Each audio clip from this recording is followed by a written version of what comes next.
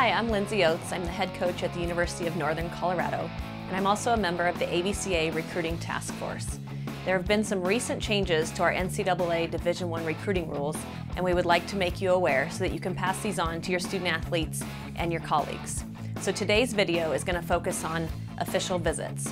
Let's start with the basics and the most impactful change. New this year, the first visit may not be earlier than September 1st of the prospect's junior year of high school.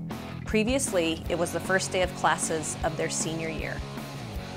A prospect may only visit an institution one time when paid for by the university. A prospect may take a maximum of 5 expense-paid visits to Division I institutions.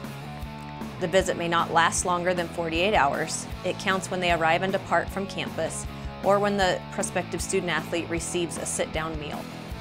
Lodging, entertainment, and meals must all take place within 30 miles of the campus. Also new this year is if there is a head coaching change at the school where the prospect has signed a national letter of intent, the prospect may make one additional expense-paid visit to that school only. Let's talk about transportation. The institution can pay for the prospect's round-trip transportation to campus from any location. They can also reimburse automobile expenses at the same mileage rate it allows its own personnel.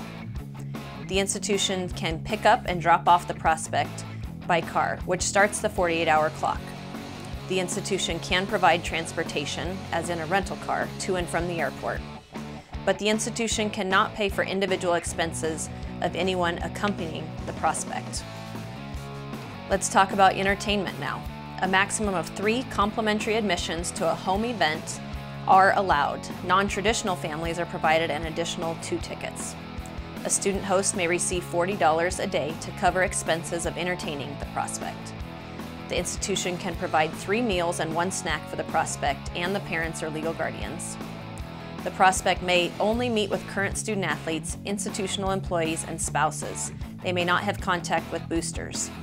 New this year in the rules is that the prospects are allowed to meet alumni of the university.